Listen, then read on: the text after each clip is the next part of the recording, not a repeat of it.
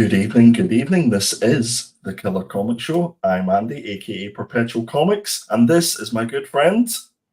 Well, hello. It's which way? That way? I was thinking, have I turned around the right way? How's it going, Peter? Not bad, mate. Not bad. We've got some interesting stuff to talk about tonight, so this should be fun. There's a first. I mean, we've got some comics to talk about. What else have we got? Yeah, comics, covers, and the fact that it's just me and you together. Creme de la creme. What more? Just the two of us. Oh, yeah. What more do you need? Do you know what I mean? What more do you need? How long have you got, Peter? How long have you got? Yes, it's just the two of us this evening, guys. So we hope that you will stick with us, keep us company in the chat, keep the comments going. We appreciate it. This is probably a good opportunity for you to make sure that you hit that thumbs up as well. Even if the show's crap, you can just take it off later on. We don't care. And look, subscribe. You know, tell your granny to subscribe as well if she's still here. Should we have a look at the chat and see who's with us and keep this? Yeah. So, see who's here. Oh, so lonely. We have James at Copley in the building. Yo in the house. Yes, you are. We have Mr. Bat Dan. Howdy, killers. How's it going, my friend? Dr. Von Hoot. Good evening, all. We've got comic lad Simon already. Thumbs up. Simon in Japan, just back from Japan, due to go to Japan. He's due to go to Japan. I don't know if he's there already, but he's due to go to Japan.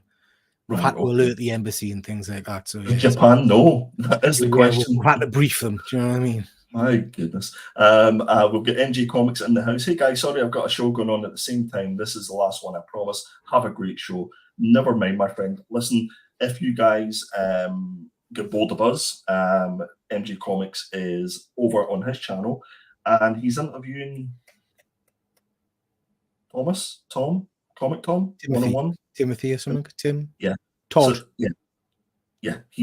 All the influencing is going on over in MG Comics' channel. So if you don't catch it tonight, make sure you catch it on the rewind. Why is he messaging us at 3 minutes past 9? I thought his show went live at 9. Has he told Tom to just shut up for a minute whilst he messages us?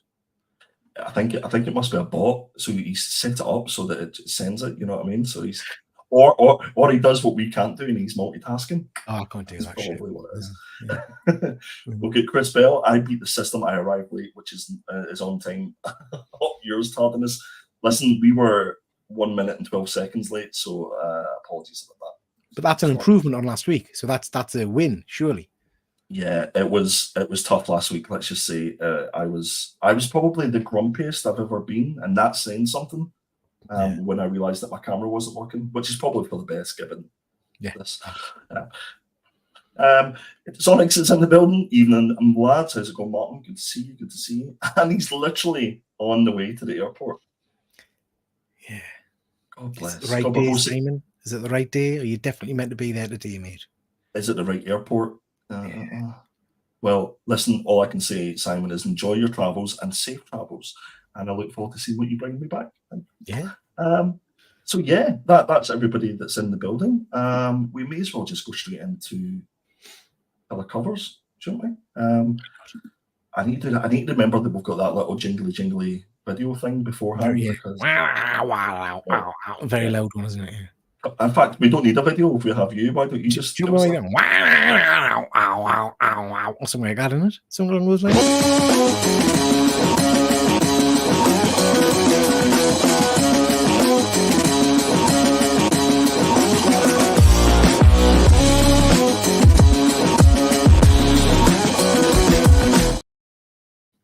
I mean, in fairness, it was close. Like I couldn't tell the difference. It was like a perfect transition between the two of you. Very neat. I'm talented. Yeah.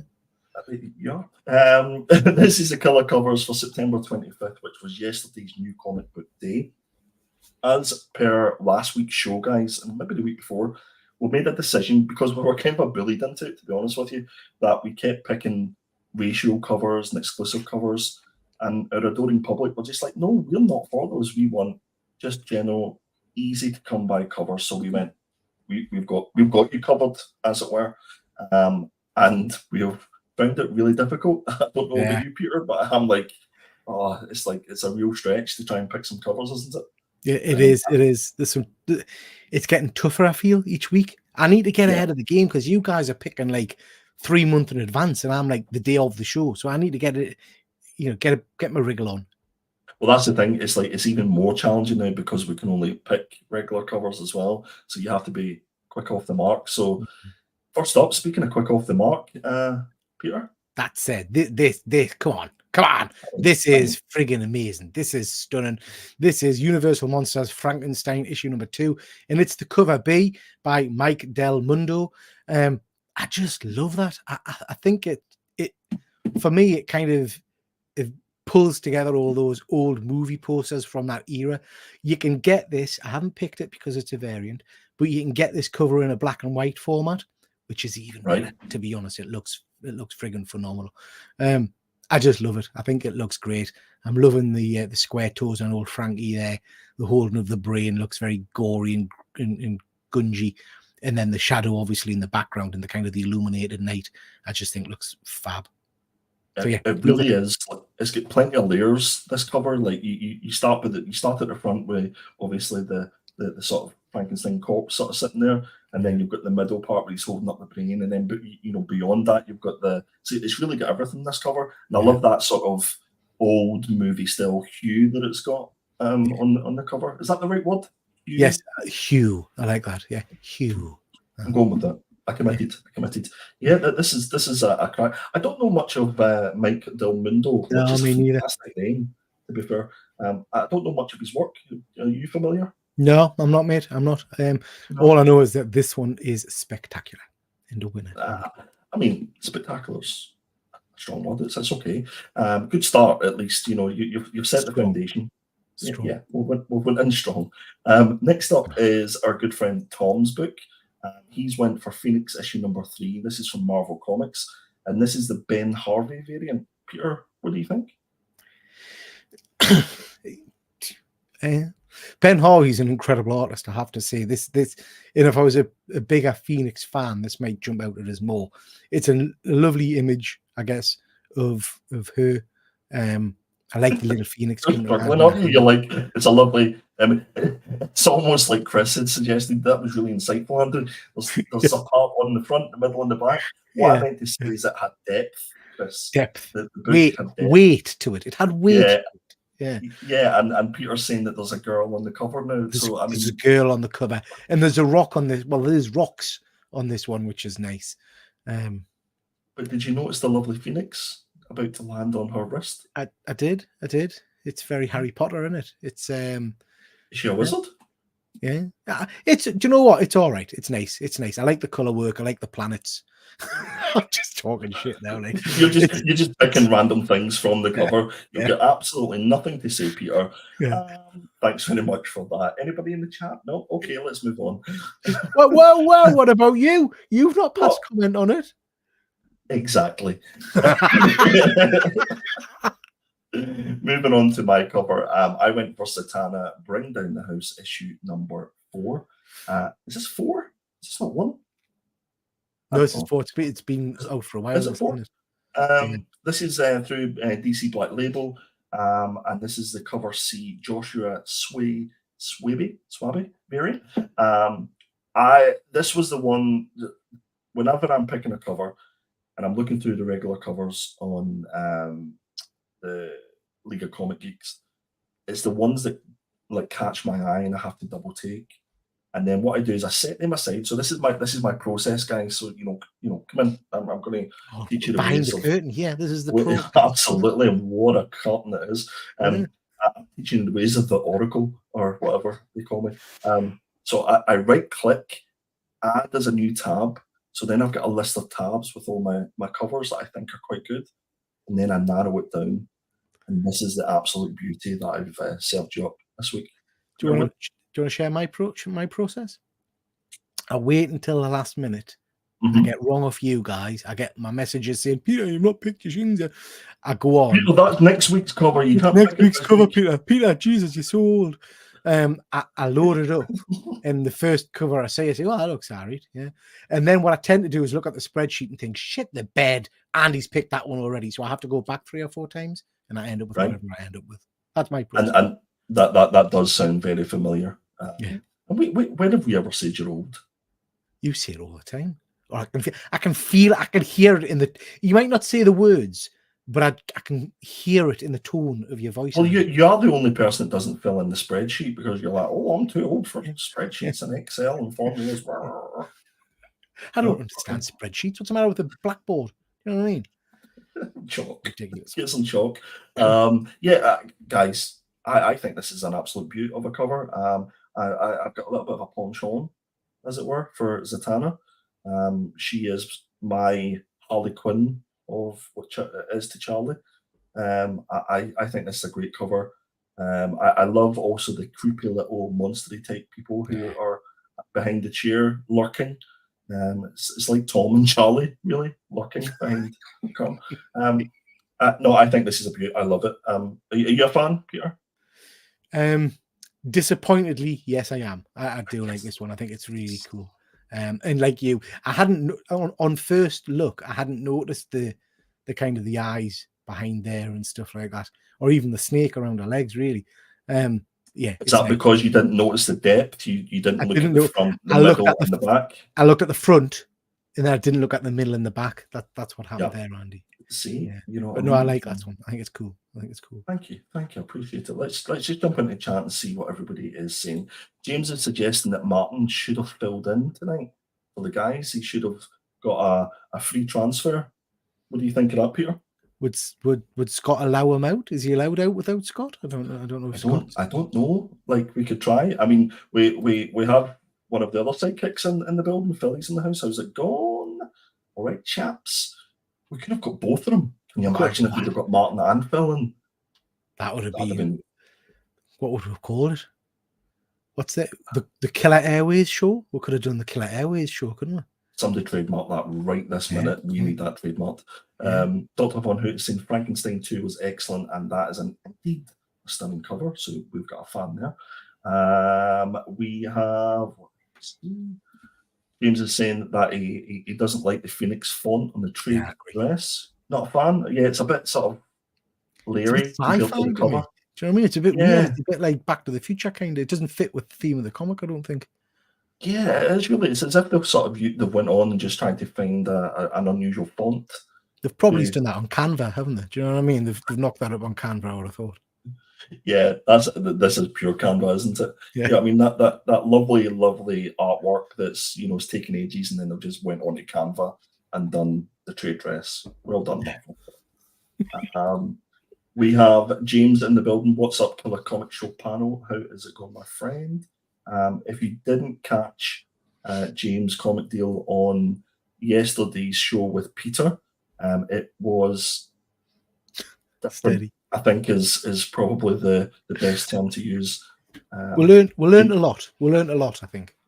I was going to say, did you enjoy your time with James? I do you know what? It was probably the best hour or so I've had in my entire life. No lie, it was superb. Okay, moving on. Chris is saying this was very popular on Insta, wasn't it? It's all right. I'm not blown away. There's some smoke on there and a snake. That's pretty much it down to tea. Martin is saying that he loves this suede cover. All the variants from the series are stunning. And James is thanking me for jumping on his Whatnot show. And that reminds me, if you are a fan of the Whatnots, then make sure that you are jumping into James Copley's Whatnot shows. They are fantastic and good chat. And you don't necessarily need to be in buying stuff, but although that does help. But the crack is mighty, as to say.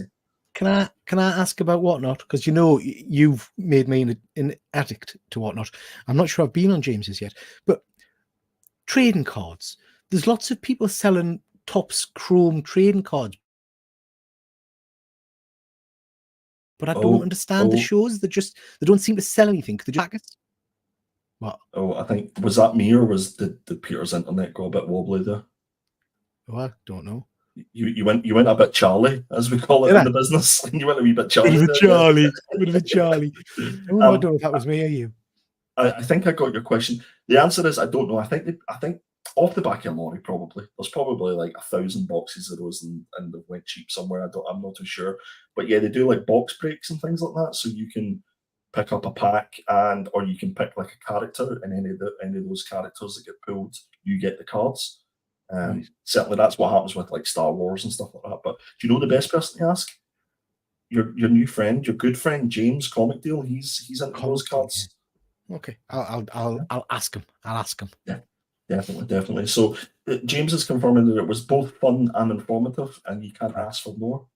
Correct. Fun and informative is not two words that I'd use to describe James, to be honest, most of the time. James is confirming box breaks operate in different formats. You pay for a character, but Topps Chrome Marvel have gone extensively expensive. Yeah. But Yeah, I was looking at buying a case, and I think you get 9 packs in a case. It was 500 quid. Well, why did you want to buy a case? Content? Because I saw it on Whatnot. So easily influenced, it's unbelievable. Martin's saying that he loves Whatnot, but my bank account doesn't. Yeah, I know that feeling. And James is saying buying a spot like a character spot, people are charging like £25-ish. Is that right? Oh my god. Yeah. It was madness. I watched for ages and I didn't understand what was happening because I don't think anyone was buying anything. It was weird. I was talking to Redsters and he introduced me to it's like Topsy's cards. So you can pay a certain amount of money, get a pack, and it's like a digital version of it. But if you get like a chase card, you can then actually get that physical card and get it sent to you, which I thought was quite a good concept. You know what I mean? So yeah, that's probably another rabbit hole that I'm going to dive into. But I digress. Apologies. Let's go to Charlie's pick. This is Hello Darkness issue number 3 from Boom Studios. This is the cover C by Jenny Risson. Not too sure why I didn't buy this cover, and I really like it. I have this on order. The trade dress ruins it a little bit for me. It ruins the ambience of the cover. And this doesn't have a lot of depth, this cover. This is just in your face, Jenny Risson. Peter, thoughts? Oh, man. I'm going to be dead unpopular, sorry, because people shout at us when I disagree and stuff. Do you know what? Jenny Risson, I am not taking anything away. She is a phenomenal artist. This is beautiful. But I kind of feel like it's the same thing as I've seen every time Charlie puts a book up. If it's, do you know what I mean? It doesn't, it's a beautiful piece of art using Tom's kind of scale. Would I pass this in the comic shop and think that looks like an interesting book? I'll pick it up and see what the comic's about. Absolutely not.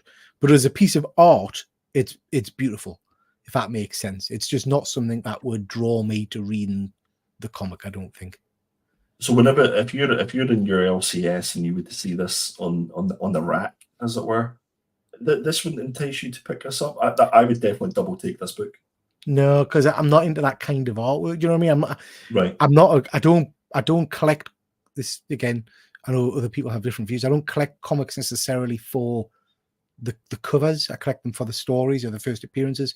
So I'm not as drawn to just pretty artwork as perhaps others are.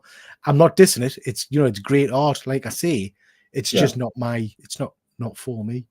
If it had been a character I recognized, maybe if it had been a Spider Woman or something like that, I might have thought, oh, I might have done a double take, you know? That's fair. I guess I don't know if you've been reading Hello Darkness. No, not yet. 1 and 2. But I guess for anybody that's reading it, they would recognise the character and things like that. But let me just put this forward. Can you imagine if this was fluorescent ink? Foil. What's that? Was it blacklight UV spot? Yeah, I've got one of them. And I just make all those words up in my head right there, and I just like. I think it looked beautiful, absolutely beautiful. So yeah, that's our covers for this week, guys. As I say, it's a lot more difficult when it comes to the regular covers. But we have Peter's Frankenstein, issue number 2 by Mike Del Mundo. We have Tom's Ben Harvey variant for Phoenix, issue number 3. You have Zatanna Bring Down the House, issue number 4 by Josh Swaby, myself. And we have Charlie's Pick, Hello Darkness, issue number 3, cover C, Jenny Risson. So I believe that the voting is already up at the moment on the YouTubes. So please go and click your favourite. Let me just go back to the chat because I think I've missed quite a lot.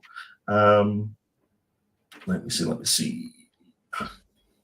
Dr. Von Hoot is saying it's creepy as hell. I think he was talking about this cover, maybe? No, I don't know. maybe. Before? Yeah. Well, that bar behind.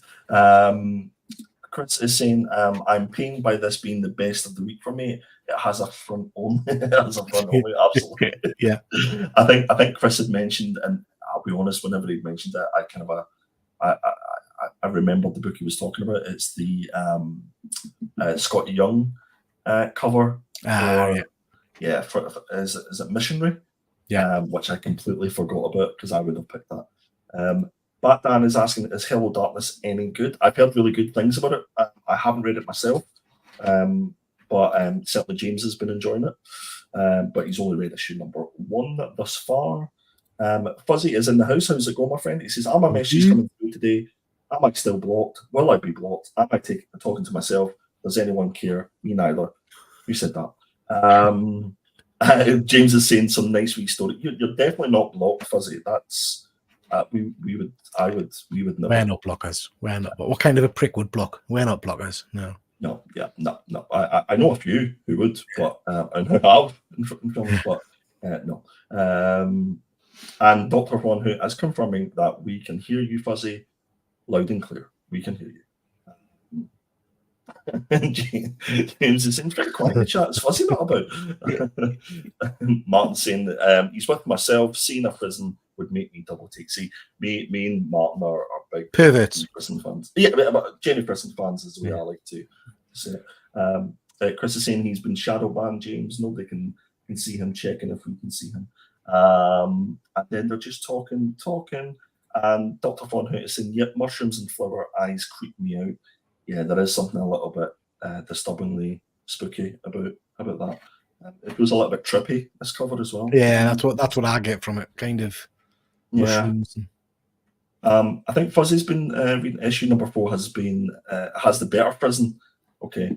I'm trying to think which one that is. I think I might have got that as my cover of the week because I was. Of course, you've already picked next week's. Of course, you have. I was quicker than Peter than getting in.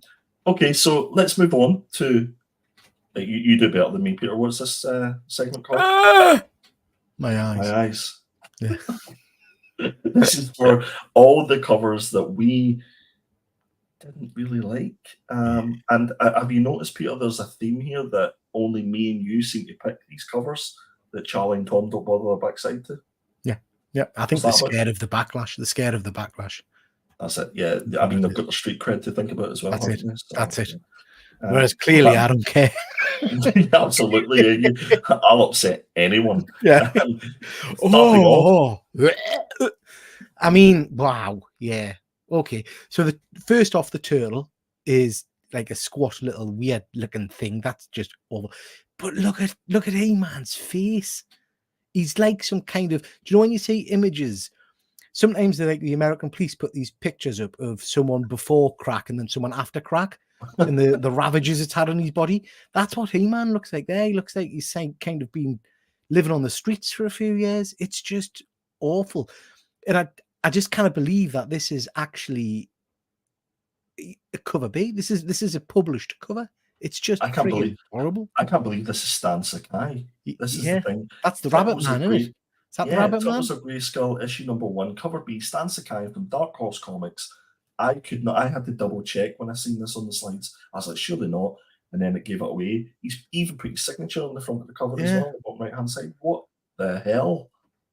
Just awful. Just awful. And I don't, at first when I saw it, I thought, is this like a mail-in competition or something someone's won? But no, it's a proper, someone's paid for this. Listen, I wasn't too sure if you'd picked this just to annoy James, but he is not happy. I was going to say he's not a happy bunny, ironically. But I know that James does like a little bit of the Sakai, to be fair. And Martin is saying here, that's He-Man from Wish. Yeah, exactly, Martin. Yeah. Yeah, that's pretty rough, isn't it? I don't think there's much more. Has anybody read this? Did anybody think this is good, apart from James? I've not read it. I've struggled with some of these He-Man Turtle crossover things that are going on, so I don't know. Fair point by Fuzzy, saying that probably the first human Sakai has ever drawn. I can't recall. But any he's other- drawn turtles before, and even Hmm. that Leonardo looks weird, does it not? Or is that just me? It just looks. No, yeah, it's not great. Like, it's No. definitely a book that I would double take, but not in a good way, Yeah. to be honest.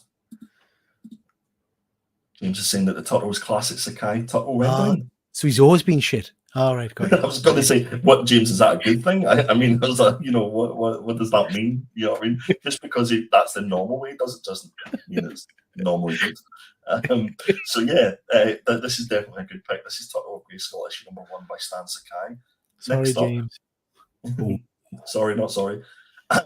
We have, this is my pick. This is Wolverine Revenge, issue number 2. This is a Rose Besh variant. I was watching another YouTube individual who had Rose Besh on as a guest. I think they'd met at a con, and one of the characters that she really wanted the opportunity to do was Wolverine. And it was ironic that I'd found this cover this week, because I get that Rose has a very distinct art style, but I just didn't really know what was going on with this cover. I just thought it looked really messy. And if this was the character that you wanted to do, one of your favourites, I thought you'd have just done it a little bit more justice. Am I the only one that thinks this is a bit off? No, so this was my original pick for this segment, and then I noticed that you'd picked it, which is why I went for the He-Man. I'm not a massive Rose Besh fan anyway.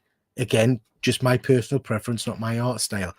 But just the color work in this, and I don't know, it just doesn't look.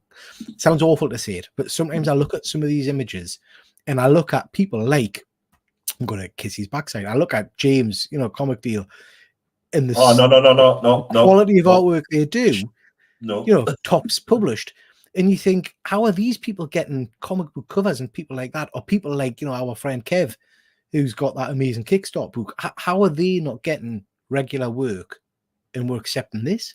It doesn't. I just don't understand it. It does have a little bit of feeling of kids' school project. Yeah.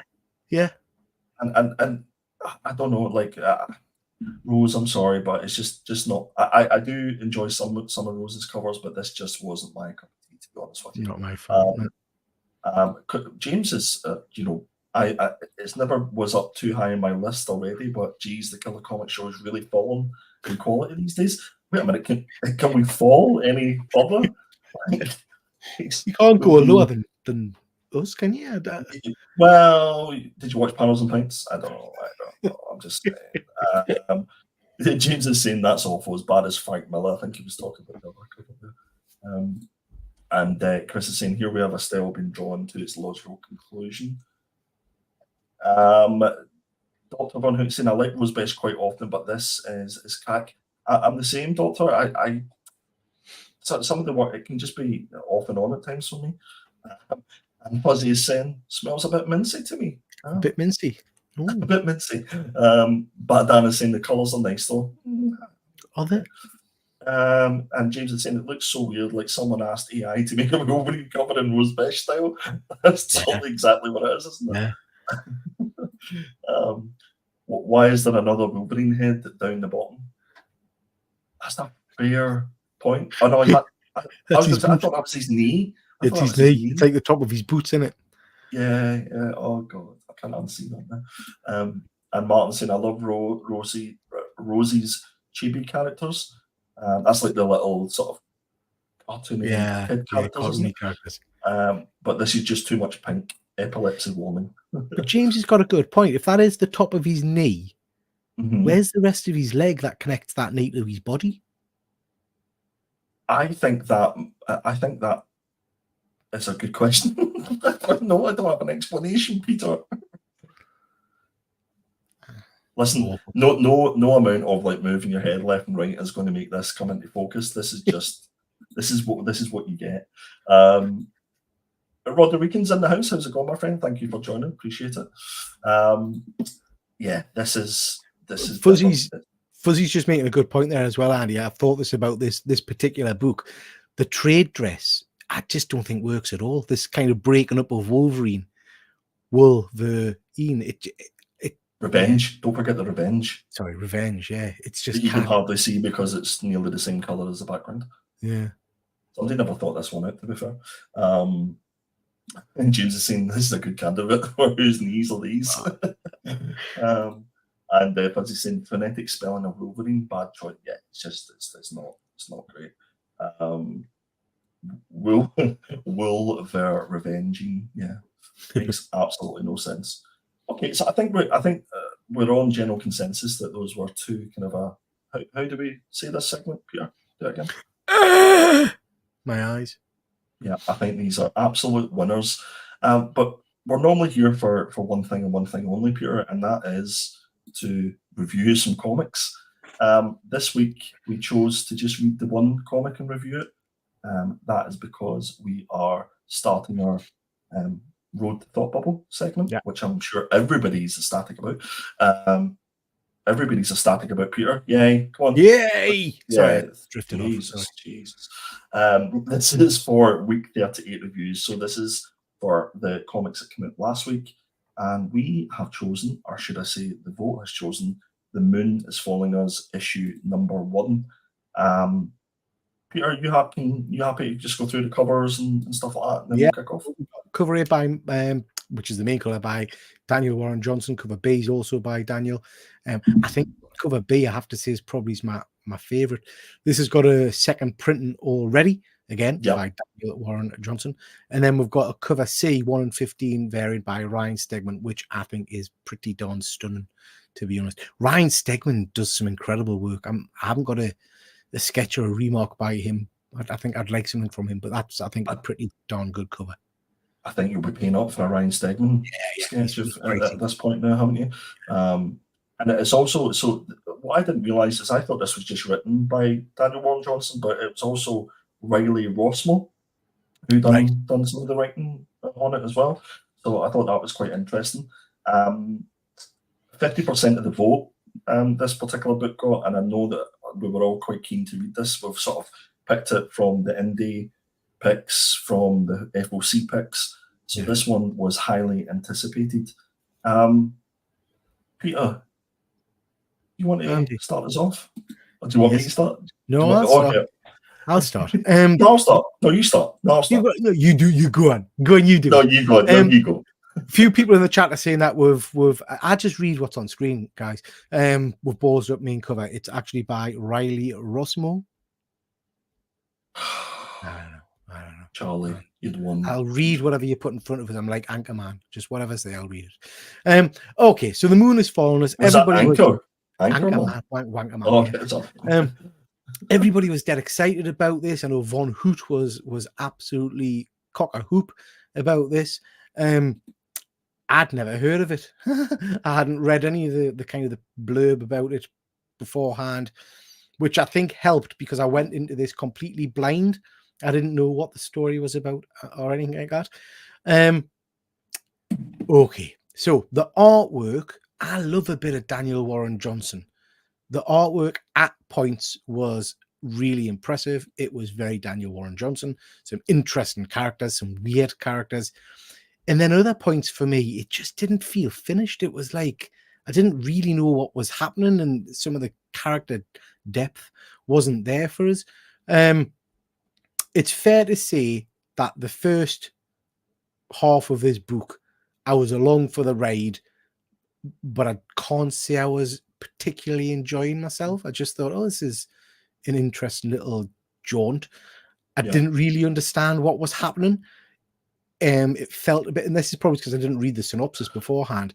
It felt a little bit kind of disjointed, and I was like struggling to work out what was going on. There's a few kind of lines in it and things that are of dialogue that you start to think, I'm starting to kind of picture that this isn't what it seems. And at one point, I was thinking, are they playing a role-playing game or something like that? Is this an RPG kind of thing or something going on? And then we'll get to the end point of the book. I'm not going to spoil it for people, but you get to the end point of the book and you kind of get the reveal of what's going on here. When we got the reveal, I was all in. I thought, oh, this is interesting. I quite like that. That's a little bit different.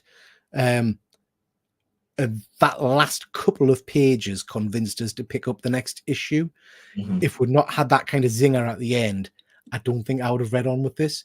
But just in those last 2 pages, 2-3 pages, I immediately got the Daniel Warren Johnson heartstrings kind of lovely storytelling that he puts into things like Dual Powerbomb. I think this is going to be very similar in theme to Dual Powerbomb in terms of the emotional impact. 100%. That's definitely the vibe that I got from it as well. And I'm absolutely with you with regards to the artwork there. I think similar to the Transformers, which I've been quite vocal about, is there was just parts of it that I didn't enjoy from an art perspective. And I think a lot of people forgive the art because the storytelling is so good.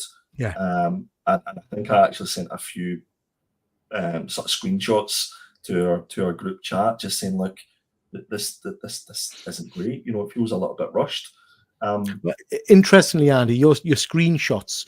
So I didn't say anything in the group chat, but you sometimes do send with these screenshots, and there's a few occasions where I've kind of I've thought, oh come on, you're being a bit harsh because you've zoomed in on them, and that's what I thought about this. I didn't read the I hadn't read the book at this point. I thought, oh, he zoomed on the images again, and then I read it, and I thought, friggin' hell, he hasn't. It's like literally there in your face. Yeah, do you know what I mean? There's no effort put into some of the faces on this. This was pure copy and paste. It's literally. But yeah, that was the first thing I noticed. I think there was so much anticipation for this book, and because DWG was involved in it, that I don't know what I was expecting. And I think the trouble is because of the books that we've read previously, you know, Extremity and the ones that you mentioned, we expect so much from these books. Did the first issue do it? Only because of that ending.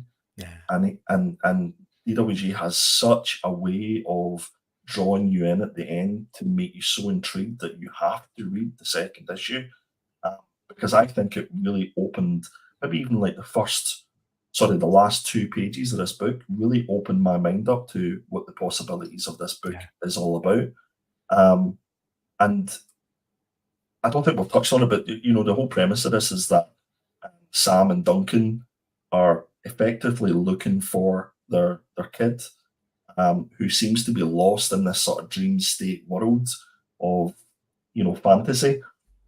And you can see here in some of the pages that we've taken here, that's sort of an idea. That's him starting the journey, as it were, to go and try and find their daughter. But what I thought at the end, and I don't know if you got these vibes, I'm just wondering if it's as clear as we think that, you know, that is she lost there, you know, or has she tried to escape her mum and dad? Because I got vibes during some of the conversations back and forth with the two of them that the relationship maybe just wasn't great. Yeah. And I'm just wondering if she's maybe like escaped and she doesn't want to be found. And I think that was part of my issue with the start of it. I didn't buy them as a couple. It felt a bit strange to us. So yeah, maybe you're right, Andy. Maybe you're right. Yeah, I thought that'd be quite an interesting sort of twist on things as well. Let me see. There's plenty of chat, so I appreciate everybody in the chat. I will get to you, I promise. Let me see. So James is saying here that this is never going to be taken as a highbrow series show it wants to be. You're not wrong, James, to be honest with you. We completely and utterly agree, but we're sticking in there. We're here for the long run. And Dr. Von Hoot's saying it's a banger. DWG never misses. I think if it wasn't for that ending of this book, I think this first issue might have been a miss for me. I don't know. And he certainly missed a few times with Transformers, but I'm saying nothing. James is saying that it kicked off straight into the action. I really didn't know what was going on, but by the end I was hooked and wanted more. Yeah, that's fair. And Fuzzy's saying that he doesn't think that he gets the DWG style as much as others do. I can see why people enjoy it, but I think a lot of it is forgiven a lot of the time, especially if you take a closer look. If you skim the pages and stuff like that, I think at first glance, it sort of paints the idea in your mind. But whenever you're actually looking at detail, that's what it lacks a little bit. Fuzzy saying they bought 6 copies. And Dr. Van Hoot saying that most of the art is Riley Rossmo, the stuff is real life. The stuff in real life is DWG. Oh, okay. Right, okay. That's interesting. Well, that would explain those screenshots that I took. So that must have been Riley that done those. I didn't realise Riley was doing the majority of the book, to be honest with you. And Dr. Van Hout is saying, to be fair, DWG has done Transformers pages on his YouTube and deliberately rubbed out detail and made it intentionally less details. It's a style choice rather than rushed. Okay, fair enough. Don't like it. But yeah, out of 10, what would you be giving this, Peter? Those last couple of pages are zingers, aren't they? So probably a 7 to be fair. I think a 7 for me. I think a 7 is probably a fair shout for me as well. I'd say it's a strong 6 and it's bordering on a 7 just because of those last couple of pages. That's what drew me in and made me sort of think more outside the box to what this is. I don't think it's quite clear cut, and this is going to be a story less about invention and more about family dynamic and things like that, which is it interests me a little bit more, to be fair. So yeah, that was our review for this week. We're already at Killer Indie Picks. These are our, we're absolutely flying here.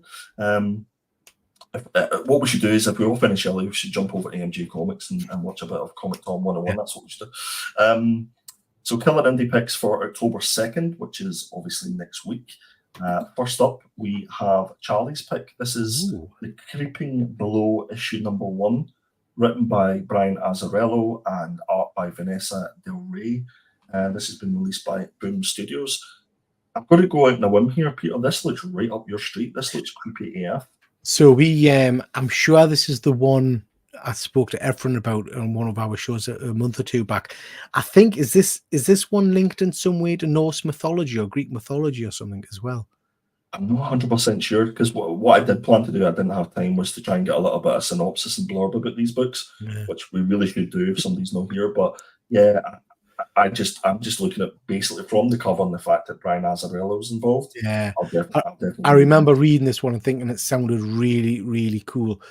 So yeah, I'd definitely be picking this one up. And actually, I really like Boom. I think Boom are putting out some great work, and Brian Azzarello is superb. I feel as if the second half of the year, Boom Studios seem to be picking it up a little bit, because they seem to be going really, really quiet. But they seem to be definitely picking up things now. Very true. So that's The Creeping Below issue number 1. We have Tom's pick, which is from Udon. This is Team Darkstalkers issue number 1. This is written by Tim Seeley, and artwork is by Alberto Albuquerque. Okay. I haven't got a clue. No idea. Can someone help us in the chat? Give us a little bit of an understanding what this is about. Is this a good pick by Tom? Because I'm not too sure myself. I feel as if I've seen Stalkers before, and I can't quite put my finger on it. I'm looking at the title, Udon or whatever. I'm sure, did Tom pick someone from them last week as well? Yeah, he did. Yeah. I'm not sure of those. Okay, so that makes sense. So James is saying here Darkstalkers was a video game, he thinks. Okay. Right. I'm absolutely clueless. I really should have done a little bit more research to do this pick a little bit of justice, but this was Tom's pick, Team Darkstalkers issue number 1. The cover's nice. I like the cover. Yeah, it is. It's a busy cover. I wonder if Alberto Albuquerque's done the cover for it. But yeah, let's move on to your pick, Pierre. Yeah. Do you know what? I feel like we haven't talked about the Deviant for friggin' ages, and I don't know what's been delayed for quite a bit, hasn't it? Yeah, and it was maintaining its momentum for me. Sometimes I find James Tinian's work kind of starts really strong, and then I lose the will to live halfway through. If I look at like Nice House on the Lake and even World Tree to an extent, whereas this has maintained my interest all the way. This is, I think, written for a TV series or a little movie or something like that. It's sufficiently creepy and eerie. Yeah. We're getting to the end of it now. I can't remember, is it 8 or 9 issues? But I'm sure the last couple of issues, so we should start pulling things together very, very soon. Sorry, excuse me.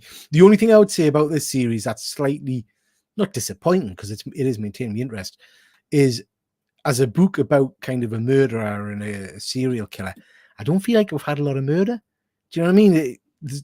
there's the initial kind of issue, but then it's not got gruesome very much since then. It's more been a lot of like flashback murder scenes Yeah. as opposed to, and I think this is maybe how potentially it'll end by the one, there'll be one last hurrah of murders, as it were, at the end. But we need a Shields inquiry, Peter, and I think as we were talking about last at the start of the show, is this actually not out until a couple of weeks' time? So have you broken the rules? I know I was on solicitations for next week, but perhaps it's changed, or perhaps I've looked at the wrong date. You did one job. Fuzzy, is this been delayed, or is Peter just showing his age again? Is it one or the other? I'm not too sure. Fuzzy's saying here it's definitely not the horror book people expected it to be. No, it's more of like a psychological. It's more Silence of the Lambs, I think. Do you know what I mean? It's that kind of slow burn, psychological kind of thing. Oh, you see, you mocked me, Andy. You delayed. See, how dare you? A little bit like your reactions these days, Peter. What? What? Who said that? I'll run out the same. My main criticism is it's delays, but you have a point. There are not an awful lot of models yet. What are we like? Us in the chat, we're like, we want more death. Come on, bring on the death. So that's the Deviant issue number 8 by James Tynion. Not out this week, or not out next week, the week after. I went for Hyde Street issue number 1. This is from Image Comics. This is by Jeff Jones, and artwork is by Ivan Reese. I did come prepared with this one. So this is a new epic era in character-centered horror. Begins as Ghost Machine launches Hyde Street. So this is from the guys at Ghost Machine. Its newest ongoing series from creators Jeff Jones and Ivan Reese. In every city and town off every country road and Metropolis Avenue, if you make a wrong turn, you might find yourself on Hyde Street. But be careful who you talk to and what you do, because the consequences make death itself seem like the easy way out. Introducing Mr. X-Ray, Pranky, the world's most dangerous scout, Miss Goodbody, and many more. Out to delight, fright, and say goodnight. I like that. What is their secret? And that of Hyde Street, only they know for now. Can't wait. I think this sounds amazing. Can't wait. And we're just talking about the delays there to the Deviant, and there's, don't get us on mine and Fuzzy's hobby horse, the delays about Batman, Guardian of Gotham, and all that kind of stuff. I've said it many a time. Jeff Jones just churns out about 400 books a week. Yeah. But he never misses. I don't think he's written anything bad in a long time. If you look at all of the recent stuff he's been putting out, I mean, I have to say, Geiger is one of my favorite books coming out these days. I'm gutted I missed it first time round. Rook is superb. Red Coat's superb. I'm excited for this purely because it's my kind of area, but also Jeff Jones's name attached to it. It's guaranteed win for me, really. And it's interesting because, like, obviously, Ghost Machine are using Image as their publisher. Imagine if Ghost Machine was... Yeah. It's almost this... Ghost Machine is what Distillery should be. Yeah. If that makes sense, you know what I mean? Absolutely. But, yeah. I'm all in for Hyde Street. I think this sounds absolutely fantastic. I think this will be one of the ones that will go right through and we'll read it and give it a go because it sounds intriguing. You know what, Andy? I think, not that I would want to diss anybody at Distillery. See what I did there? But I have to say you bang on. I think Ghost has been such a success. Distillery for me, I don't know if it's the business model. I don't know if it's the format. I don't know if it's the quality of the stories. There's not a lot there that's got us really excited. I've read a lot of the issue ones and I haven't necessarily rushed back to read more for anything. I don't think it's not blown me away, but there's definitely been stories there that I've enjoyed. I've given every one of them a go, and there's been ones that I've enjoyed more than others. I think the quality of the product is superior to anything that's out there at the minute, but you're obviously paying a premium for that. Yeah. The spot gloss and things like that on the books are fantastic. They've even recently brought out, I think I seen it advertised on Instagram, their own Distillery box to keep your books in that are Yeah, I saw distillery that. sized. Yeah, And I was like, oh, that's genius. Whoever in the marketing team that came up get with a that. distillery CGC label. Yeah, you've got the distillery CGC label, so they're obviously doing something right. And I guess it's one of those things because of the quality of the writers that they've got on board specifically. Like I'll always pick up issue 1 just to see what it's Yeah, like. just see what it's you know? like. Yeah. Did you read on about the? Sorry to derail, but the what was the one on the yacht? I read the first Oh, issue. Didn't pick up the yeah. second one. It's a I read boat or issue something? a white boat. Yeah, I read issue number 2, and I thought it was great. I really enjoyed it. That was Scott Snyder, wasn't it? And I'm a big fan of Scott's anyway, so there's not much you can do that I don't enjoy. So the one that appealed to us most, I haven't read yet, which was the was there a spectrograph or something, which sounded interesting? Spectrograph. Yeah, Not read that one yet. I picked up I think it was the Jenny Frisson cover of that, and it was good. It was a good book. Yeah, 100%.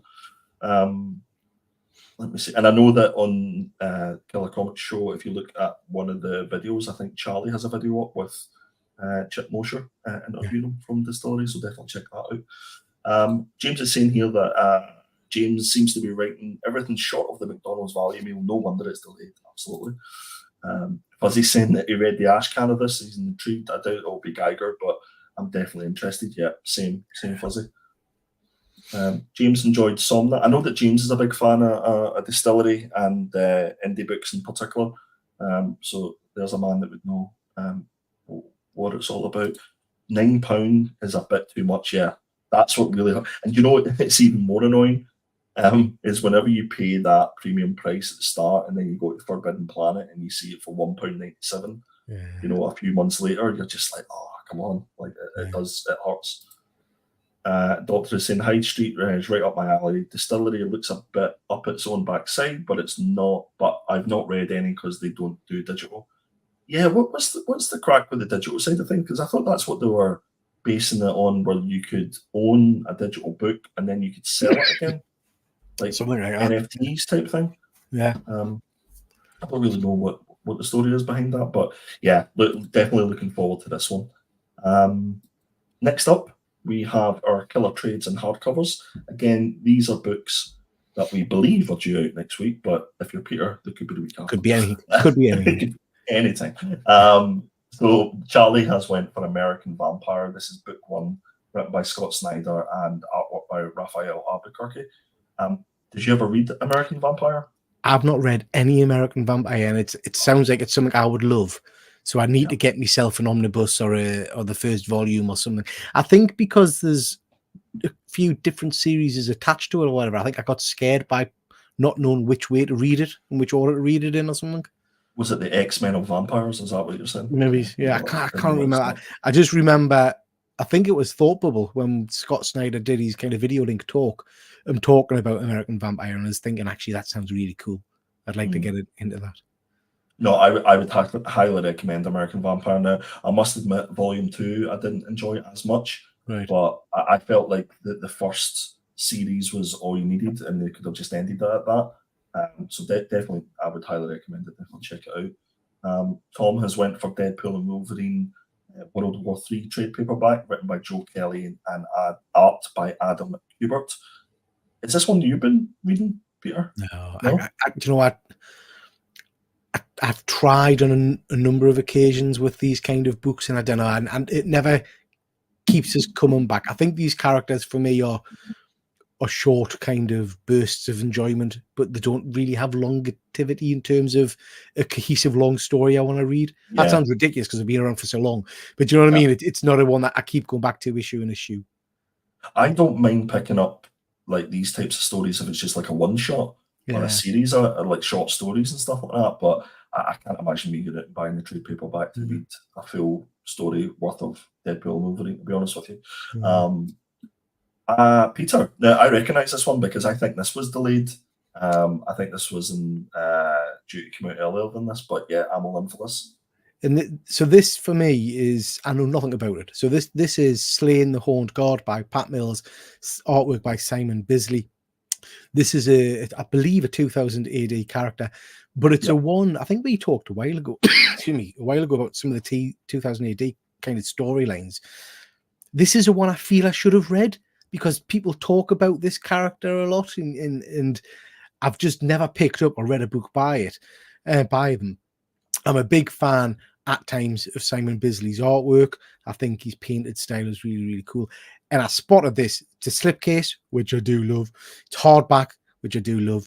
And it's a full kind of sexy looking 3-book volume. So I thought, you know what, that's an ideal jumping on point for me to pick that up. It looks nice on the shelf, and I can delve into the storyline a little bit. So yeah, I thought I'd give this a go. I can't imagine you, Peter, running your digits across that gold gilded cover. Sniffing the pages. Yeah, 2000 AD. Yeah, I'm all in for this as well. So I love Simon Bisley's artwork. I think it's fantastic. Slane is a superb character, as a big 2000 AD fan, and Pat Mills is the OG of 2000 AD and Judge Dredd. So you can't go much wrong. And I just like the look of this. Like, I don't know what this retails for, Peter. I don't know if you've any idea. It was pricey because it's 3 volumes. I think it was around over 80 or 90 quid. But I don't think that's bad for a 3. No, yeah, like that's the sort of thing you would be, that look lovely displayed, somewhere, in your office or whatever. So yeah, I don't know, I might be picking this up, Peter. Yeah. Might be ordering 2 of these, one for me, one for you. So, yeah, see how it goes. Yeah, good pick. I went for Godzilla, the original Marvel years. Jennifer Grunwald and CB Cebulski. Yeah, both Cebulski, is it? Cebulski. And that's from Marvel. Now, I think I've read issue number 1 of the original series of Godzilla. The covers for this whole series are batshit crazy. If you've ever looked in detail at them, I think this covers issue 1 to 24 from the 1977 series, and this is going to be like you can get different dust jackets for these. So I think there's a special edition one as well you can get, and it's a chunky beast. It's 440 pages, Peter. It's a lot of reading. Yeah, I love it. You I in? love it. Yeah, I'll probably go for this. I love those original Godzilla stories. So yeah, and I love that design for Godzilla. Do you know what I mean? It's it's the OG, isn't it? That's 100%. So yeah, that might be one that I might be putting on my Santa list for sure. Let me just see what the chat is saying.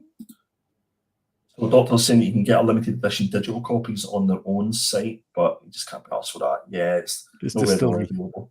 Yeah, distillery stuff, yeah.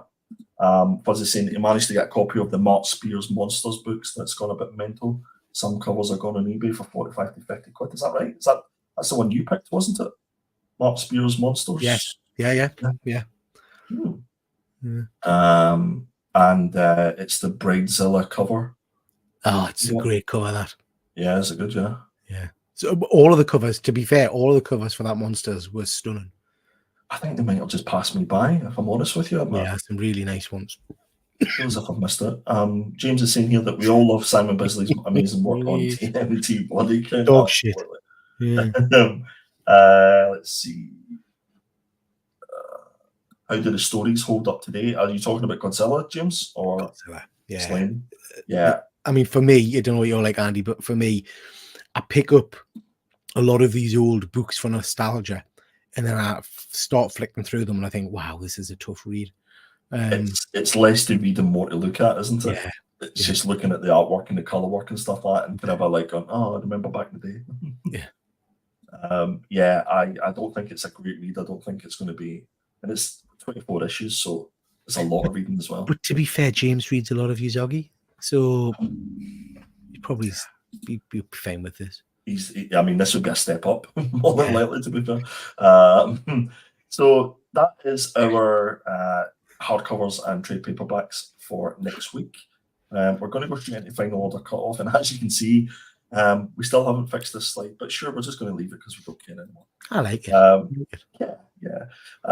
I think everybody knows what FOC is at this point. Do we have to explain?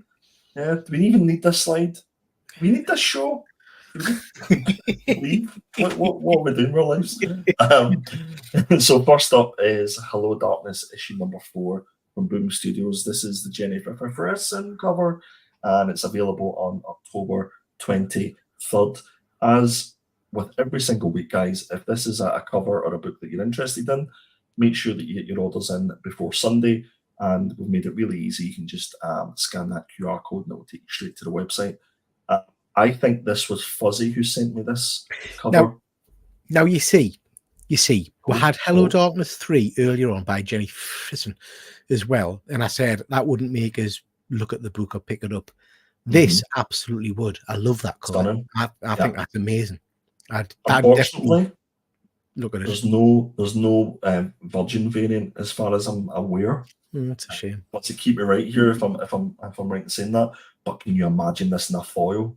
Yeah. How good would it look? If just the eye was a foil eye. Yeah. I'd be all in for that. Yeah, it was definitely Fuzzy who sent me a message of this, and yeah, this is absolutely stunning. This might be one that I might actually order up in CGC. Yeah. 1.8. I think it's that good. It would be. You're right, but it would be nice without that stupid Hello Darkness label at the bottom, wouldn't it? Just takes it. Why did they not stick it in the back, or I don't know, like just not in the front? It's just annoying. I knew James would ask what FOC is. I'm glad you asked, James, but we're not going to tell you. And the skull in the middle is absolutely fantastic. Yeah, like as I said, guys, that this has been sponsored by the word depth. Okay, this is what we're using. Hashtag depth. And this one has all the depth. Look at the skull and the reflection of the eye. It's just superb. Absolutely superb. Who's picked that for next week's cover of the week then or whatever? I bet that's already selected. If it's not, can you just hold on for a wee second? Hold the boat till I go and put it on the spreadsheet. I know I'm going to put it on the spreadsheet quicker than you are, Peter, so don't even That's start. very true. This is an absolute stunner. I love this. This was my pick. This is Captain America issue number 14. This is the Dan Panosian Doom variant. This is an absolute cover buy. Couldn't be any less interested in the story. But I think Dan Panosian is cover artist of the year. I'm saying it now. I think some of the stuff that he's put out this year and some of the stuff that's coming up is absolutely stunning, absolutely fantastic. And I love a bit of Doctor Doom. What about yourself, Peter? I love it. It's an amazing cover. Absolutely amazing. Yeah, really jumps out. I love Cap's shield covered in the blood. Gives us Civil War kind of vibes. Yeah, it's really, really good. I like that one a lot. Love it. Again, another one that I was considering getting CGC, so this might be two that I might try and get 9.8 because I think they're slab worthy, these two books. I think this was this Tom that picked this one? Tom, I think, yeah. Yeah, this is Absolute Wonder Woman issue number 1. Cover D by Jeff DeCal. Absolutely love Jeff DeCal's work. Absolutely stunning. And I think this is a beauty. I really, really like this. I'm not entirely sure about the background on this book. No. I think even just like a plain white background would have been nice for this one. But yeah, again, another cover buy for me for this one. Is this a book you're going to pick up because it's the new Absolute series? I'm going to pick it up to read. None of the covers have really jumped out at us, but I'm going to pick it up to read. Just to give them all a go. First 3 issues, you know, see what they're like. Von Hoot's not a fan of the Jeff DeCal cover. I'm not keen on the cover, but I think the story might be decent, so I'll give it a go. No, do you know? Like, I really like Jeff DeCal's covers. I think they're fantastic. Fuzzy's saying here that he's got 3 Nightwing books that are coming that are absolutely stellar. Yeah, the Nightwing stuff is just absolutely brilliant. I think the Teenage Mutant Ninja Turtles book that he done, the sort of Japanese sort of writing, amazing, absolutely amazing. This your book? Yeah, this is me. So this is DC Horror Presents issue number 1. I like this cover. I think it looks pretty spooky, but I'm picking this up really for the story. So this is a new series with some horror classic writers taking on the spookier side of the DC universe and doing horror tales using some of the DC big characters. So I think this looks really, really cool.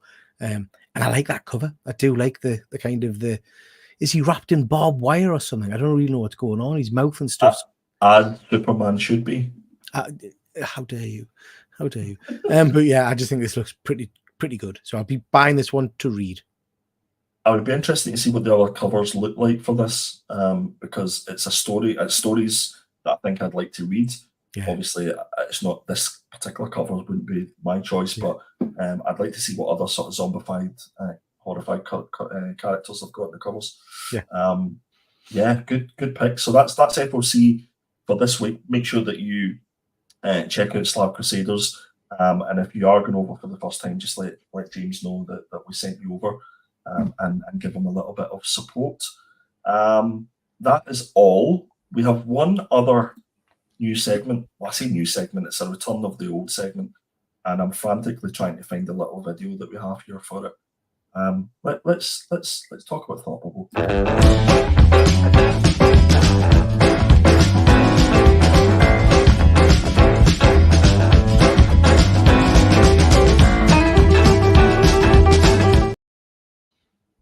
Do you notice how we reused the video from 2022? Did you see the date? Nobody's seen it. Nobody's seen it. Peter, what can we say about Thought Bubble that we haven't already spoken about before? There's many people that are in the chat at the minute who have had the pleasure of going to Thought Bubble, and it's fair to say it's an experience. It's most definitely experience. This year will be unique because I suspect we're going to break an American. I suspect Efren won't get out alive. So that's going to be interesting. Introducing him to the pleasures of Weatherspoons and banana shots is going to be a whole new experience for him. I cannot wait. This for me is not about the Comic Con anymore. This is about, it sounds awful and shitty to say it, but it's about the community kind of event rather than the Comic Con. It's the gathering of people who've interacted on this show and all other shows and just having a bit of a laugh. I'm sure a butterfly just lost its wings, as you said, the community word there. But I totally agree. I think to be honest, I think I spent about 3.5 hours over the weekend in the con, and the rest of it was out drinking, eating, and socialising, not necessarily in that order. This will be our 4th Thought Bubble, I think. Yeah, three or four. And I must admit, it is an absolute. What Thought Bubble does for me is at the end of it, it gives you so much enthusiasm for comics, like because you do this show every single week, and obviously we have a huge group of friends and fellow comic enthusiasts that we chat to on a regular basis. But it's when you come out of that Thought Bubble vibe and just that general environment, you're ready to go, and you've got loads of ideas and inspiration, things like that. I think this year will be the year where the most people that we know will be there, friends and things like that, and other people who do YouTube and the likes. But it wasn't just all about us reminiscing and talking about our previous times in Thought Bubble, which we will do, I'm sure, over the coming weeks. But what we wanted to do is just for maybe anybody who's watching in the rewind who hasn't experienced Thought Bubble, it was just to give you an idea of what it's all about. And then what we're going to do is we're going to showcase a couple. Well, I'm going to showcase a couple of the exhibitors that I'm looking forward to seeing. I think over the coming weeks, the guys will maybe pick an exhibitor or two, or they maybe pick a creator that they want to showcase. But we'll sort of work on that as we go.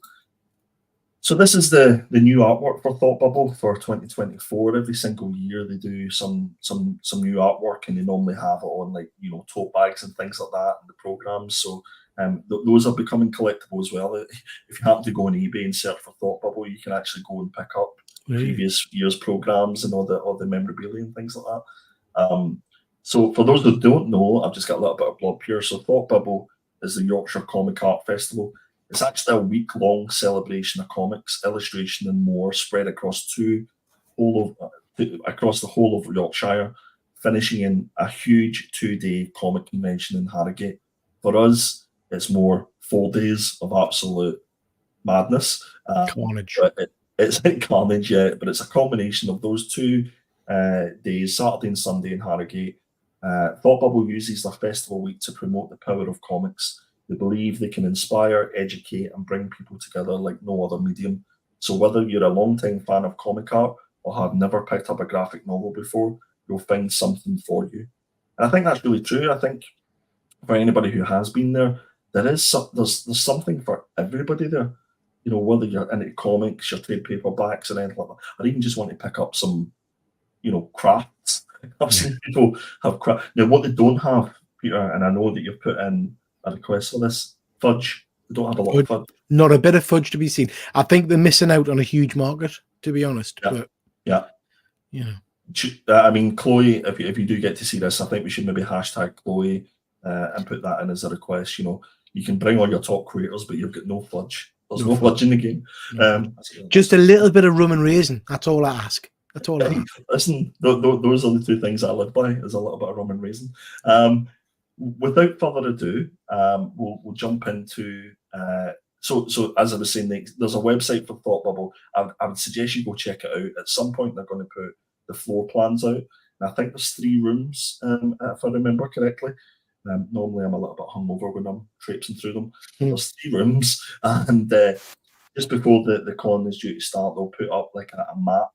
So what I would normally do is I'd download those onto my phone and I'd sort of mark out the people that I want to go see. Because it's fair to say it can get a little bit busy. Yeah. When it really starts to kick off in the afternoon, and that being hung over lots of people, not a good combination. So yeah, I definitely recommend you go and check out the website, and particularly look at the exhibitors, not just the guests that are going to be there, because the website sort of showcases every person that's going to have a table there. A lot of them are obviously selling their wares. And it's important that you do go there and try and support as many people as you possibly can. First person that caught my eye was an artist called Dave Stokes. Dave's artwork, it's hard. I never put loads of pictures of all his artwork. I'm going to suggest that you go and have a look yourself. You can find him at Instagram.com Stokes Book. He's also on X. And he also has a shop. Now, when I tried to access his shop, it seemed to be sort of on hold. So hopefully he's stocking up on things just before Thought Bubble. But for me, the Dave Stokes artwork is absolutely superb. And he's one of the people who I'm going to line up to get a commission done.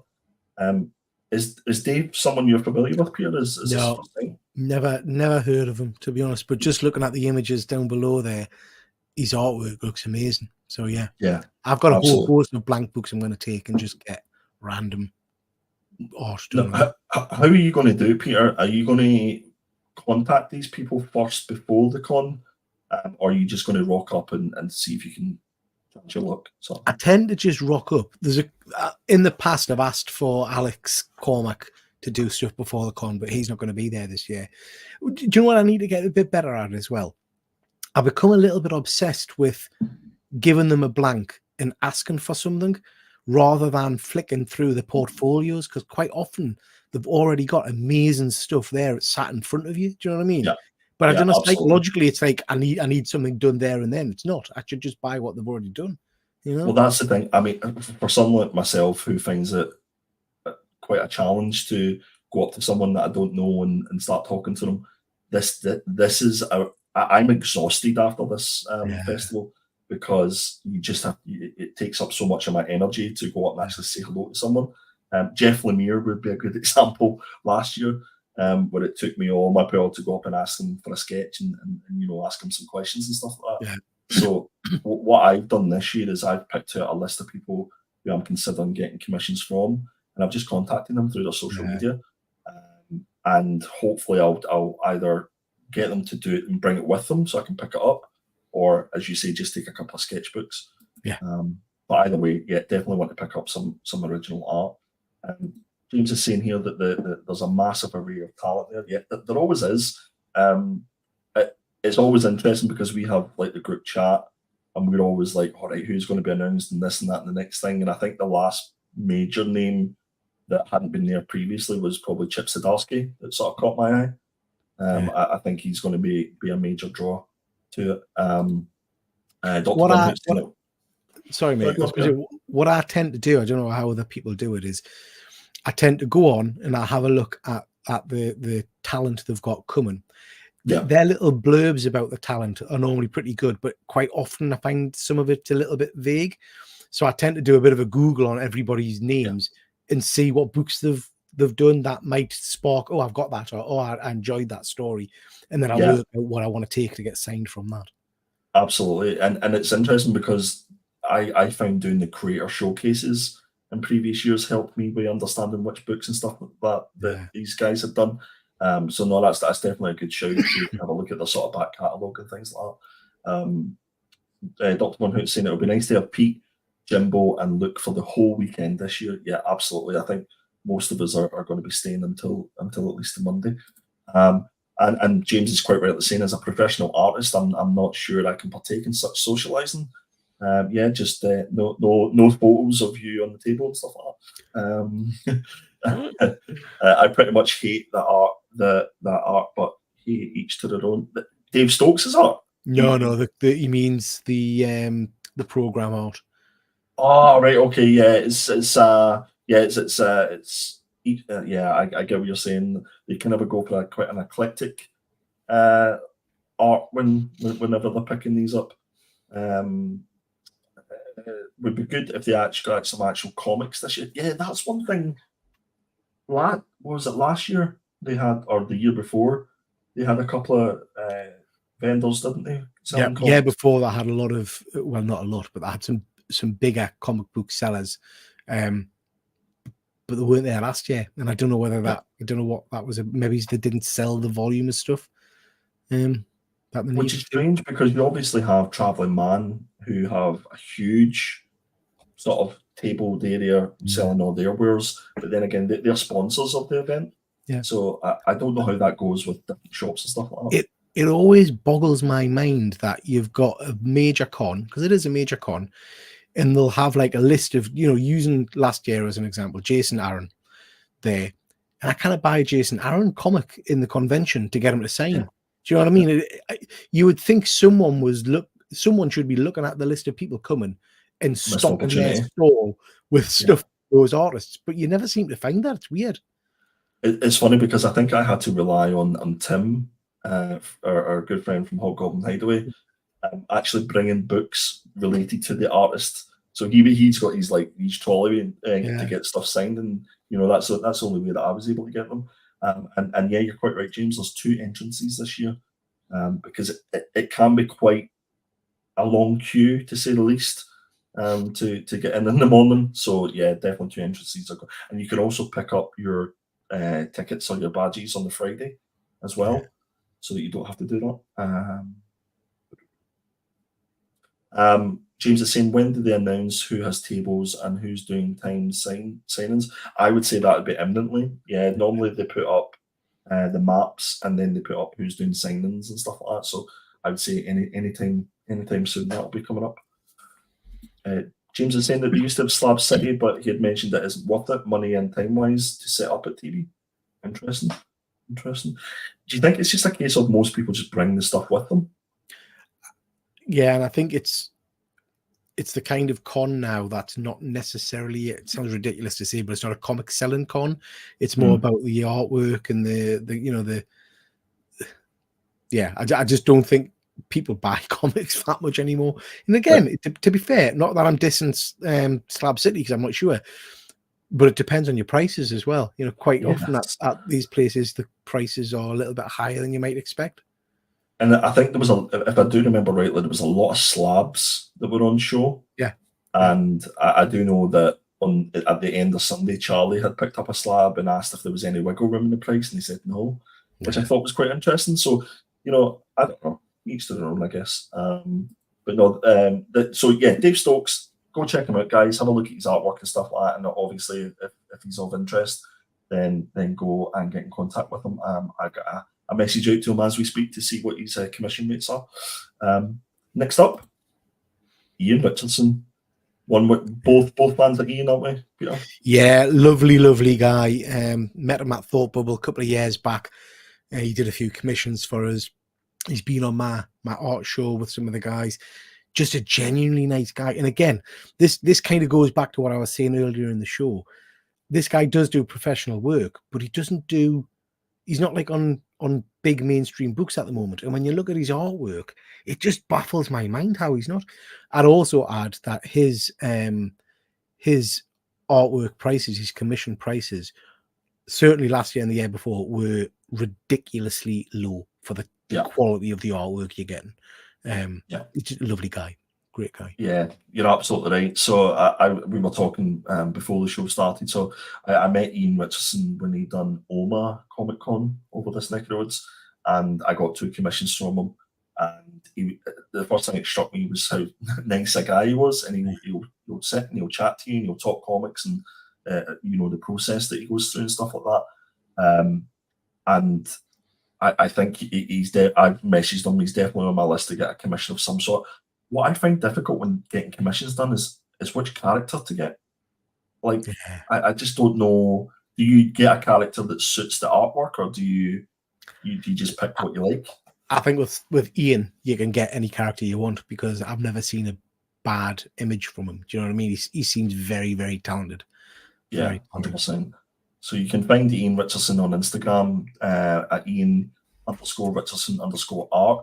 He also has a Kickstarter, which is for volume 2 of his art book. And Peter, I believe you have some Ian Richardson pickups.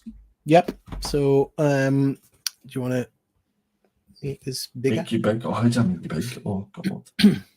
Do I have to? So like I said, these were ridiculously cheap for original artwork. And I went to see him, I think it was the Sunday, and asked him for the first thing that came into my mind, which is madness, because I don't particularly like this character. And I have to say, he was like, oh, Venom. I always do a Venom. But he did as that, which I think is just a beautiful, beautiful Venom. And then I asked him for my favorite character, which is Thor. And again, he's a comic lover. So he was like, well, which version of Thor do you want? And I said, give us classic original Thor. And he got excited because he loves that original version. So again, nice. I got that, which I think is just stunning. I absolutely love that. 2022, that was. Just noticed the date. So yeah, lovely, lovely original artwork from him there. And then also picked up his book, The Art of Ian Richardson, which is a stunning book. It's got a lot of his work that he's done for people's commissions. And Andy, your commission's actually in here, one that you got done. That's right, yeah. But one I just want to point out, my point, I mean, look at his friggin' Dracula, man. I mean, just amazing. What I want to point out is we're talking about I'm not getting lots of work. I've moaned and twisted my tits about the recent Thundercats run. Just look at his artwork on the Thundercats. Look at that tiger. Nice. Lying over there, and you've got an absolutely beautiful Mum-Ra, Panthro. So, like I say, he does anything and everything. You're not just tempted to colour that in, Peter. Come on, let's be honest. Maybe. Photocopy it and send it to the guy who's doing the artwork on Thundercats at the moment. Yeah, this is what it should look like, you dick. Sorry. Pardon my friend. One who's saying not attached to be seen. Exactly, mate. But yeah, he's amazing. I really, if you like artwork, I really do recommend you pick up volume 1 of this, and then go. I think it's a Kickstart. He might have it published now, but go and check out volume 2. I'll certainly be getting a copy of this if he's got it at Thought Bubble, or joining the Kickstart, because it's a brilliant book. Perfect. And James is saying here, just get your saggies done. That's all you need. So James showed off a copy of his Ian Richardson Usagi. Oh no, he didn't. Sorry, it was Alex Cormack. I can't remember. James, did you have a Usagi from Ian? And it's absolutely class. So I don't think that's the thing. I don't think I've seen like a bad Ian Richardson. No, he's amazing. It's everything's absolutely fantastic. James is saying here, could it be to do with the deadlines as far as working on books is concerned? I think it absolutely could be. It could be his process that he undertakes. I have no idea. I think if I'm paying any sort of money to get a commission, I'm quite happy to take as long as they want. To be honest with you, like I really don't mind. Yeah. Comic Deal saying that Ian's such a lovely gentleman. Had a good chat to him over the weekend of Thought Bubble last year. Yeah. There we go. Do you remember the show that you did on Monday? What show? Yeah, exactly. Absolutely. Exactly. That's what I thought you were going to say. So yes, Ian Richardson, guys, go and check him out. Go give him a follow on Instagram. Let him know that the Killer Comic Show sent you. And as I say, highly recommend it. So that's just a little sort of whistle-stop tour of our Road to Thought Bubble. We'll have more over the coming weeks. If there's any particular exhibitors or any creators that are going that you want us to showcase, then just drop us a message, let us know, and I'm sure we can throw some slides together. Any last words on Thought Bubble, Peter? Just excited. Cannot wait to get there. Banana shots. It's probably a good time for us to mention that we're doing a little bit of a giveaway, just to give our our guys in the chat a chance to do the necessary. So Peter is going to send out some books to the winners. And all you have to do, guys, is hashtag Comic Tom in the chat. So that's hashtag Comic Tom in the chat. And you could be in the running for some lovely books from yours truly. Some sexy, sexy books. So we've got no entries so far. So that's into that's looking great. Saved us some postage. That's safe. Yeah. It's going to be a good one. So guys, we're going to have a look at our sneak peeks. We're really nearly at the end of the evening. I appreciate it's nearly been an hour and a half. We do appreciate you sticking by us and keep us company in the chat. Tom has went for Knights versus Samurai. Charlie has went for Frankenstein issue number 2, which I'm really looking forward to reading. Actually, I'm all in for that. Is this not what we picked last week? I don't know. I can't remember. Has he messed it up again? Yeah, I might be wrong. No, do you know what I think it is? It's because we've picked them for like indie picks and we've picked them for like FOC picks. I think it's. Do you know who will tell us? Fuzzy. If Fuzzy's still in the chat, can you tell us that these are definitely out this week? We went for that book that you picked. Did you pick that last week? Can't remember. And The Missionary issue number 1, which is by Stegman, which I'm really looking forward to. Again, another distillery book that I can't resist picking up issue number 1 for. So those are the books that we are reading. Are going to be in the vote. So the vote should be up, I think, tomorrow morning, if I remember correctly. You can also find us in various social media. You can find me at instagram.com perpetual comics. Charlie can be found on Instagram at Geeky Guy Comics and also on X if anybody still uses that. And you can find Tom on 2 Instagram because he's that goddamn cool and important. Not quite mint. And Tom Mellon PT. Peter, you're everywhere, aren't you? Yes. Yeah, I'm like a rash. Yeah. Where though? Yeah. Where can they find you? A groin rash. So no, you can find us on Instagram, YouTube. I'm on X, but I don't put stuff on X. I'm on another one. What's that other one I'm on? I'm on all kinds of shit, but I don't know. But TikTok. Yeah. You're probably TikTok. I think I'm you look like a TikTok guy. I'm a TikTok guy. I'm a TikToker. So I'm all over the place. I don't think I've got anything coming out. I've started doing a bit of a solo live on a Sunday.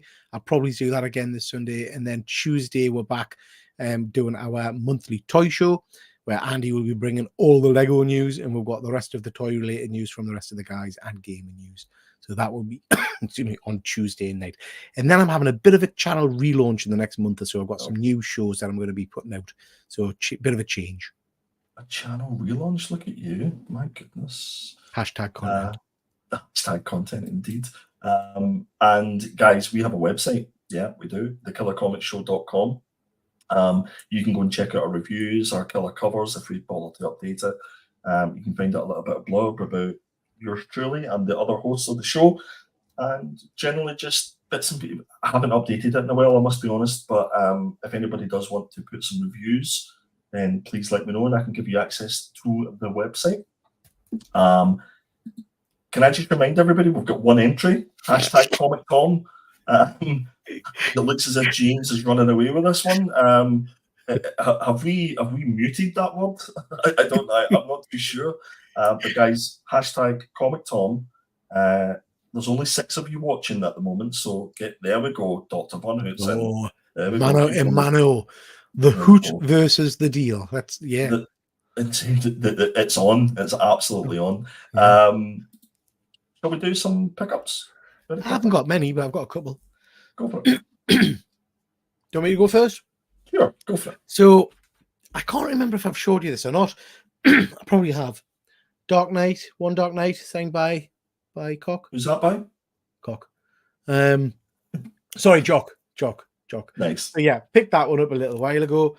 This is sexy. So I've gone down a bit of a remark route at the moment. So I have picked up Transformers issue number 10, Livio Ramondelli variant with a little Optimus head sketch. Oh, that's class. A nice remark there by Livio himself. So That's the rather- giveaway. Yeah. No. Sorry. And then I got this because this is glow in the dark. This is a bit of 90s goodness. Prove it. Prove it. Oh. And this, I can't pronounce his surname, but he's the artist. You will know his name, Mark, what you call him. But it's Ghost Rider with a head sketch. Oh, that's class. Is this on? Did you get these from eBay or? I did, yeah. Nice. Mark Text. Oh, yeah, I know the one. Yeah. He did Sabretooth and things like that. But I'm quite into that little Ghost Rider there. So yeah, pretty cool. That is awesome. Yep. So that's all I've picked up. Quality over quantity. I like that, Peter.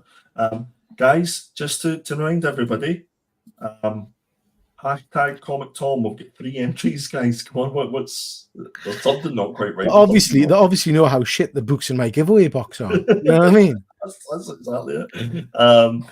So I've got a few pickups here. Shout out to our good friends at the Hobgoblin Hideaway. I didn't pick these up, ironically, from those guys, but I picked them up because it reminded me of those guys. So picked up issue number 1, issue number 2, and issue number 3. So that's the 3-issue run. Very cool. A little bit of J. Scott Campbell. I was showing this to Peter earlier on. This is signed by Richard Starkings and Boo Cook. And it's an old school J. Scott Campbell cover, which I think is fantastic. I love the old school limited edition comics certificate of authenticity that's not worth the paper that it's not written on. So yeah, 2011 that book is from. You may have seen these on my Instagram. I went down a little bit of Dave Stevens. This is Dave Stevens from 1985. This is The Seduction of the Innocent. And it even comes with the 3D glasses. I cannot pick this book up if I see it, regardless of how many copies I've got. And you'll know the feeling, Peter, because I know that you do pick up duplicates and triplicates and things like that. Spawn issue number 9. Nice. First Angela. Just cannot get enough of this book. I love it. Absolutely love it. Brings back so many memories of reading Spawn back in the day. A little bit more Dave Stevens. This is Airboy, issue number 5. Healthy lady. Indeed. And if anybody has any Dave Stevens that they're looking to sell, then drop me a message because I am interested in picking up some more. Speaking of our good friend Simon Bisley, I picked up the Lobo. Now this is probably my favourite Lobo cover out there. So I picked up the run. So this is a miniseries, 4 issues. So issue number 1, 2, issue number 3. And last but not least, issue number 4. Nice. Last one, and certainly not least, I ordered this on eBay. And for those of you who don't know, I'm a huge Todd McFarlane fan. And I've been looking for this book for a long time, but I just wasn't willing to pay the money for it. And I saw it on eBay. And this is a double cover. So it's a different image on the other side, upside down. And that was the only image that was on the eBay listing. And it just had Profit issue number 1. That's all it had. And I managed to pick this up for £8. Nice. And if you know, you know that this book is far more expensive than that. And it's reasonably difficult to get a hold of in good condition. So nice. But it came in a jiffy bag. Nice. It wasn't, fully protected as I would have expected. So you can imagine my face when and the postie didn't even hand it to me. They just left on the stair whilst it was raining, which was absolutely fantastic. But yeah, it seems to be in okay condition as far as I can see. But that's all my pickups nice. for this week, guys. Are you going to get that graded then? I might. There's definitely some pressable defects in it. But I think it might be one that I might get sent. Yeah. Guys, last chance. We'll still only get 3 entries for this. So it's hashtag Comic Tom in the chat. It's hashtag Comic Tom, and you could be in with winning some lovely books from Peter. Peter, any last words, any last thoughts before we do the draw? Speaking of winning, who's won cover of the week? Oh, that's a good point, mate. I'm glad you're here. Can you bring it up and have a look? I have no idea who's won. Bring it up. Nor do I care. The pool. Oh, my eyes. Okay. In last position with 14% is Andy. In joint second place with 21% is Charlie and Thomas. Stonking 43% of the votes is myself with Frankenstein. Yeah. I feel that's just. I mean, it's justified for the 1,700 subscribers that you have on your channel, but apart from that, yeah. And I pay each of them to vote, obviously. So yeah. Guys, I think we've got 8 people that have lasted the length of this show. This is one last chance. Hashtag Comic Tom in the chat, in the comments, in order to win some books from Peter. I'm going to run it in the next 15 seconds, so you'll get 15 seconds to put hashtag Comic Tom into the chat, and then we're going to go ahead and run the giveaway. 5, 4, 3, 2, 1. Okay. Let me run the draw. Are we ready? Do it.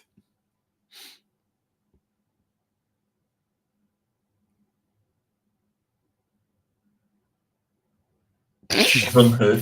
Always wins. This man is the most lucky swine I know. Well done, Von Hood. Andy. Poor James. James's kids are eating bread and water again for a few more nights. Right, Andy, tell us which where to stop, where my fingers should go, and I'll get 5 books out. Could you slowly caress to the middle and then count to 3 and then go back 3? Go back 3. Yeah. Right. That's one book. Next. Okay. The very book that's closest to you. The book that's closest to us. Yes. Next. The second last book. Next. Oh, that looks a good one. That's got like a label thing on it. I've seen that. The very front book.